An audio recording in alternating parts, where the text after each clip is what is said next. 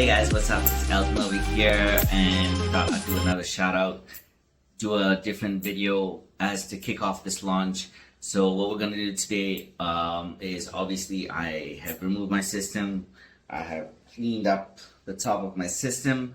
So when you put on a system, guys, it's super important to clean up the top. And if you guys notice, I've done a really nice fade on the side. It's really, really important. I don't care where you go, but you got to make sure that you have a nice fade on the side, okay?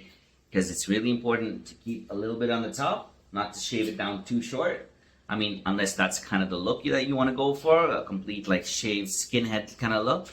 But my recommendation would be to leave a little bit so that when you do put the system on top of your head, it's gonna blend correctly, all right? So this is me without my system. I'm gonna do another video to show you guys how I'm gonna put on my system, and you guys give me some shout outs, some feedback.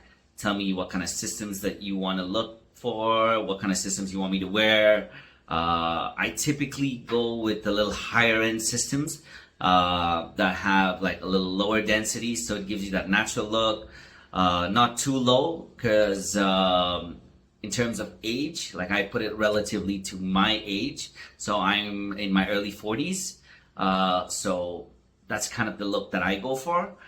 Honestly, it really depends on the individual, but if you're trying to get a natural look, one of the most important things towards getting a natural look is you got to get a system that is based on your age.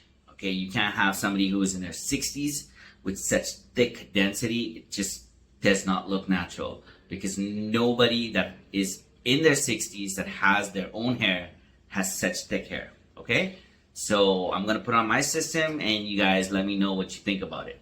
All right, thanks guys, have a good one. Peace.